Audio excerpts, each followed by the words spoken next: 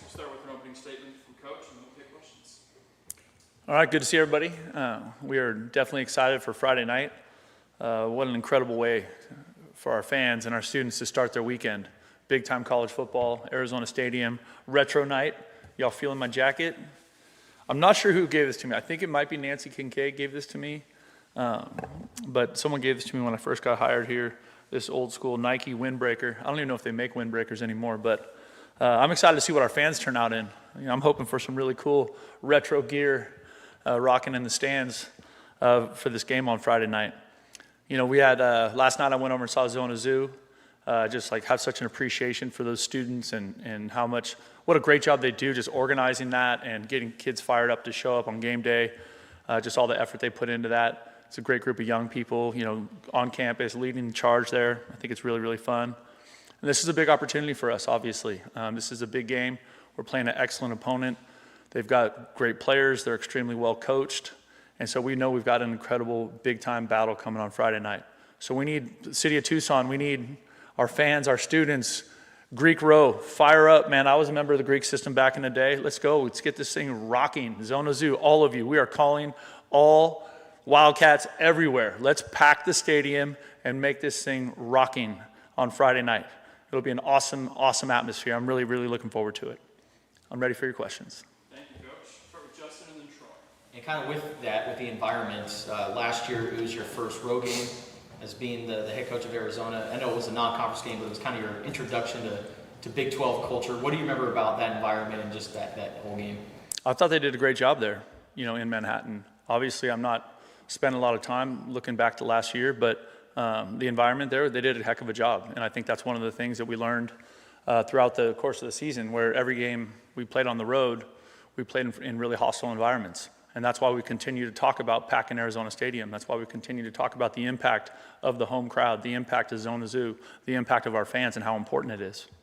And then Avery Johnson on the other side, mobile quarterback. What do you remember about facing him last year, and what challenges does he bring this time around? Well, I think he's obviously a dynamic dual threat guy. He throws it well, and he's got a lot of speed, and he's a dangerous runner. And so anytime you play somebody like that, it's really, really challenges your defense on all, in all aspects of your defense. And you have to do a great job of tackling. We got to have population at the football to make sure that we get people on the ground and don't let people get out and get loose on us. But he's a really, really good player. Troy and Michael. Rhino was able to play last week. Just your overall thoughts on his performance and how he's been able to battle back to where he is now. I was so excited to see Rhino play. And I think Rhino was excited to play. And I think, he looked like a guy who's coming back from a serious injury. And so he's got work to do. But I got a lot of faith in Coach Oglesby and his ability to develop and teach and coach that position. And I know he'll have Rhino ready as we continue to progress. Michael and David. When you're studying the Kansas State defense, how much can you take out of last week's game because of the way Army plays, which is so unconventional? Yeah, I think when you look at last week's defense, you really don't, or last week's scheme, you don't get a lot out of that because that's so different. There's only a few people that run that stuff offensively, and it's one of the reasons they're so effective. But what you do see is you see Kansas State playing their tails off. You see them playing really hard. You see them playing with physicality. David and Brian. Coach, after you watched the tape and looked at Noah's performance, especially the way he started that game, how important was it for Seth to really give him a game plan that got him that confidence early in the game? Well, the thing I would tell you is that Coach Deggy gives Noah a game plan like that every week. And it doesn't always go that way, but every week we're trying to put Noah Fafita in the best position to be able to make plays and utilize his talent. But obviously last week started off well. I was really, really proud of Noah. I thought he really responded because I know he was frustrated the week before. He felt like he missed some throws, but I thought he was really dialed in. He was dialed in all week in practice. He continues to find his edge in the extra and the in between and the unrequired. And so you find, when you do that consistently, you give yourself a chance for good performances. And as a guy who's coached a lot of wide receivers, what stands out to you about Brandon Phelps? Obviously got his first touchdown, and what potentially that young guy could add to this lineup. No, we're excited about BP. He's a young guy. He was injured a year ago, and so he had to sit out the season. But, just to watch his growth, first of all, he's tough, super high care factor. He's a red line guy, and I think that speaks to you're starting to see him make more of a move in that room. I think it also speaks to I think we're, all this offseason we've been talking a lot about the receiver room, and I think you're seeing those guys, the different pieces in that room, start to show up and contribute in meaningful ways, which we're excited about. Brian, and then Jason. How did you have to adjust the preparation schedule this week with the shortened window? Yeah, I think the outside world would think it's a big deal. For me, it's not that big a deal. I'm excited because we get to play sooner. We don't have to wait as long to play. But players were off yesterday, and then we're into a week now. So, we're into a normal week. So that was just, we needed to use yesterday as a recovery, and, we needed to also utilize it for our coaching staff to get a jump on the Kansas State stuff, right? Jason, and then Justin. Fans kind of view this as a prove-it game, like you guys have beat the two teams. This is by far the best opponent you're facing. Does the coaching staff, do the players take that angle at all? It's like, okay, this game we need to kind of prove it's for real, or does that come up at all? It doesn't come up at all because every week we're trying to prove it. Every week we're trying to prove that we're a good football team. It doesn't matter who we're playing. And so this is the most important game of the year because it's the only one we get to play this week. You know what I mean? And it's against a good opponent. It's against a conference opponent, an opponent that has been historically very good, right? And they've got a good football team this year. And so every time you play these guys, you're in for a 4-quarter fight. Justin and Michael. So Trey Spivey was able to get a touchdown catch, obviously playing against his former team coming up this week. What has he shown you since he's gotten to Arizona, and what did you make out of his game last week? I think Trey's really made a great move. I think, and that's really shown up, I'd say, more so in training camp. I think in the spring he was learning and getting used to everything, but I've really been excited about his development. He's proven that he's a super high care factor guy. He's a really hard worker. He wants to take every rep, and I think that's exciting. I think today's day and age, you do see a lot of receivers, high school receivers, even college receivers, be infected by cool guy, where they just, they don't want to work hard, or they want to look sweet when they catch the ball. They don't want to block, all that stuff. But, that's not our receiver group. That's not how Coach Wade is coaching them, and that's not Trey Spivey. Trey, he's willing to block. He's tough. He loves it. He wants to make plays. He wants to take every rep. He never wants to come out of the game. That's what I love about it. Michael, and then Troy. So you guys had, I think, 12 pass catchers who caught at least one ball this past week. Obviously, the dynamic has changed in the receiver room and so forth, as you've mentioned many times. But what do you make of just kind of the target distribution and how that, is that advantageous? Absolutely, I think it's advantageous. I think,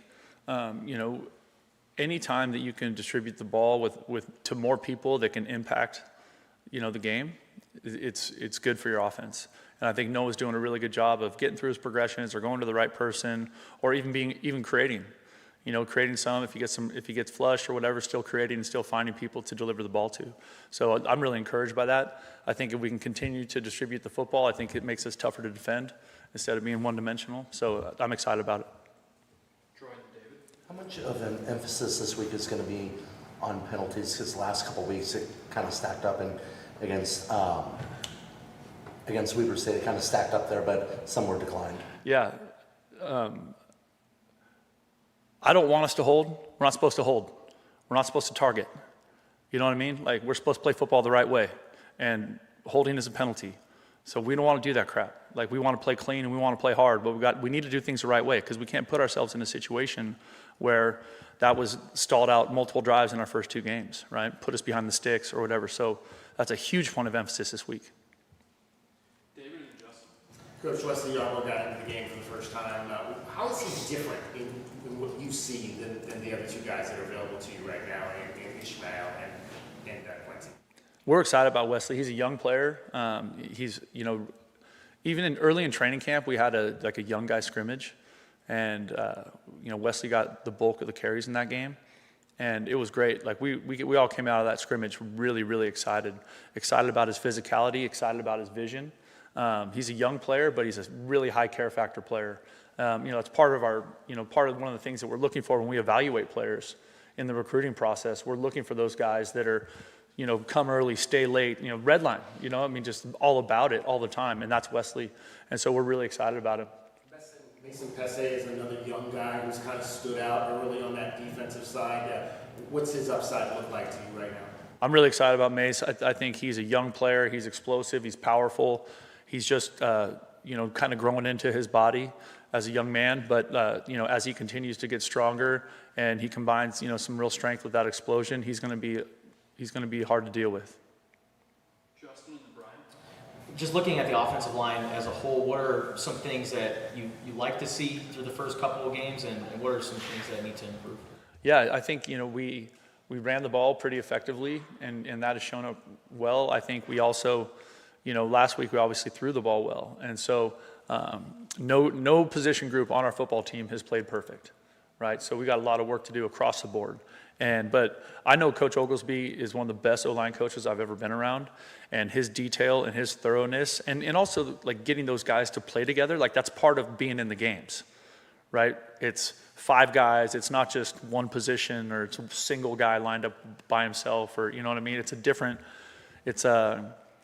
There's like more teamwork involved in that, for lack of a better term. There's much more communication involved in order for that thing to work in concert, right? And that's what you're figuring out, because it is hard to simulate a Big 12 defensive line in the practice environment, right? And so trying to get us ready for that. And I think, I'm excited about the development of some players in that group. I'm excited. I think Michael Wooten is becoming a better player.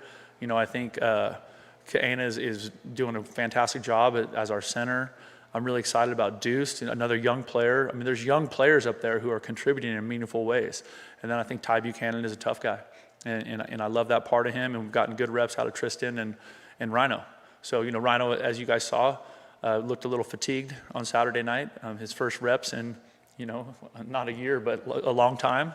Because I was laughing watching it, because, we ran a tempo play, and the whole O-line was like over here, and then Rhino was like trying to get there. It's hard to simulate what a game feels like, right? But I'm encouraged by that group. I'm excited to see them play on Friday. And I'm only asking just because there's no availability report this week. Any updates on Trey and Kendrick? Not right now. Brian and Michael. That was kind of going to be my question, so let me pivot a little bit. I know you said you try not to dwell too much on the past, but when it comes to like a revenge game for players, do you try not to emphasize that in any way, that don't look at this as a way to get back at a previous game? I don't think we don't talk that way. I don't think players talk that way. Once you get into the season, the games are on top of you so fast. You're just so focused on everything you could do to give yourself a chance and your team a chance to play the best football we can. And so you're really locked into that. What do they do on offense, defense, special teams? How are we going to execute at a high level? It's really more focused on us handling our business versus worrying about something else out there.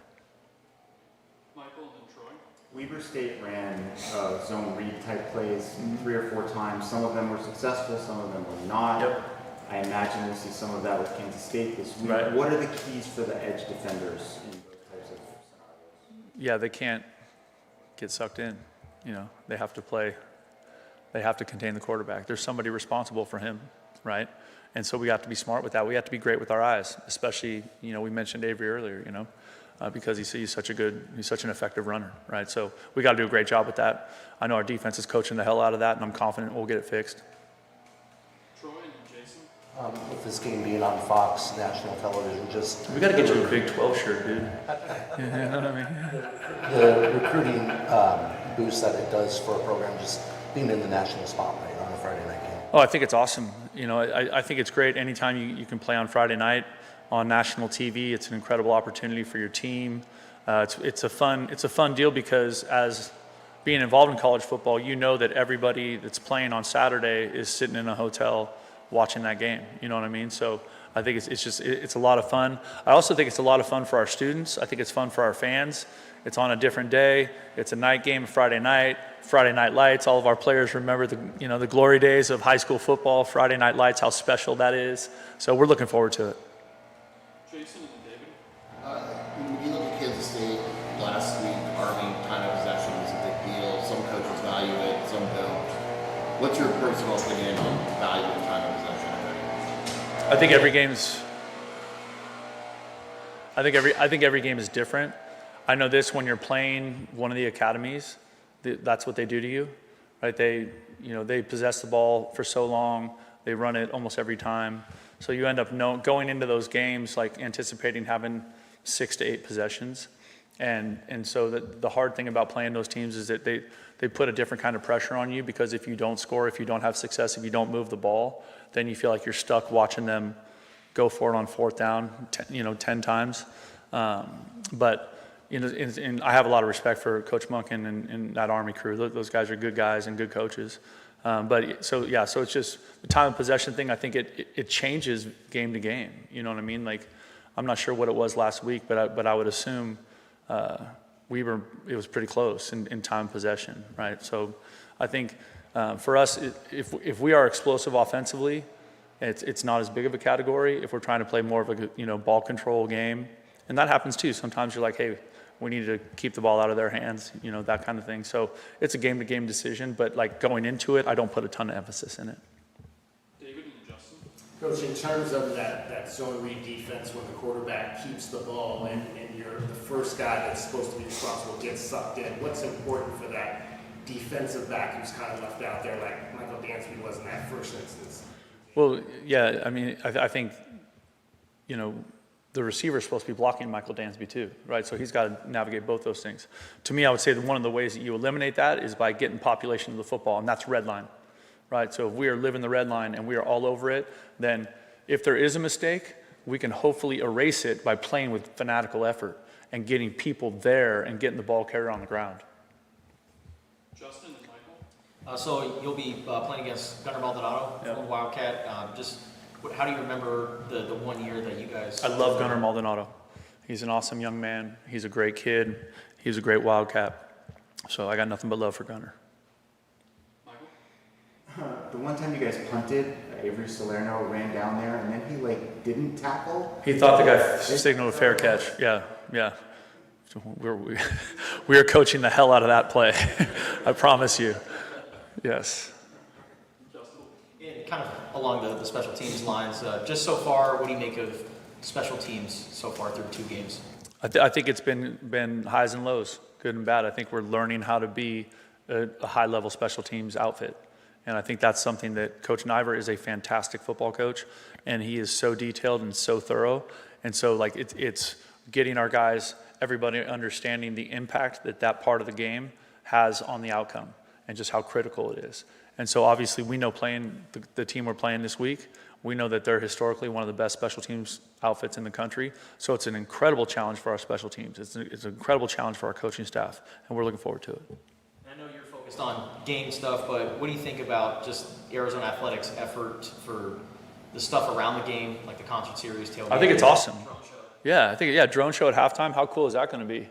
I've only seen those on the internet and stuff, but I'm normally in a locker room when those things happen. But they look cool, and I think it'll be great for our fans. And I think, one of those, I really give Desiree and her staff a ton of credit because they're being really creative, finding new ways to make it a great game day experience for our fans. The concert thing looks amazing. We see it when we walk in during the Wildcat Walk. The Wildcat Walk has been amazing. We've had great turnout and great enthusiasm for that thing, both the last 2 Saturdays. And I think, they've done a great, everyone I talk to talks about the food in the stadium's good. And so everything we can do to make it a great experience for our fans when they come to an Arizona football game is critical. And then we have to add the final component, which is playing good football on the field. Our last 2 will be David and Michael. In terms of the kickoff, Brent, did you guys purposely underkick that last one to get a return on it? And in the last few years, you haven't had a lot of kick returns. Yeah, we've been blessed with NFL kickoff guys. You know what I mean? You have a guy like Ian who can put it in the end zone every time. Do you still spend the same amount of practice time on that? Because Yes, you do. You absolutely do. Just because I think, the challenging thing about special teams is you are either, defending space, like a crazy amount of space, or you're attacking a crazy amount of space, And so and because you don't spend as much time in that world as you do, say, offense and defense, because there's a far lower percentage of those plays in the game, but those are huge plays in the game.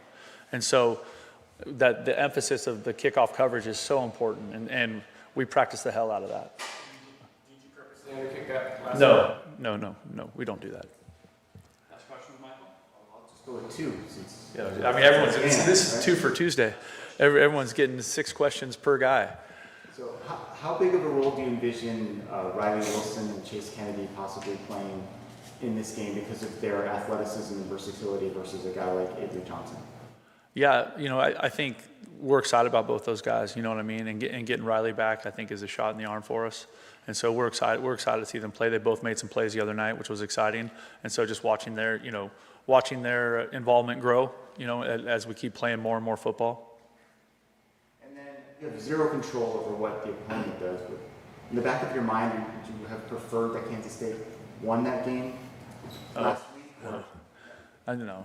Yeah, I mean, I'll tell you why. We talk so much with our team about focusing on what you can control. And I have to live that too. You know what I mean? So whatever happens the week before with an opponent is whatever happens. It doesn't change the fact that we need to get ready for a big time matchup in Arizona Stadium Friday night. All right, thank you, everybody. Thank you all. Have a good week.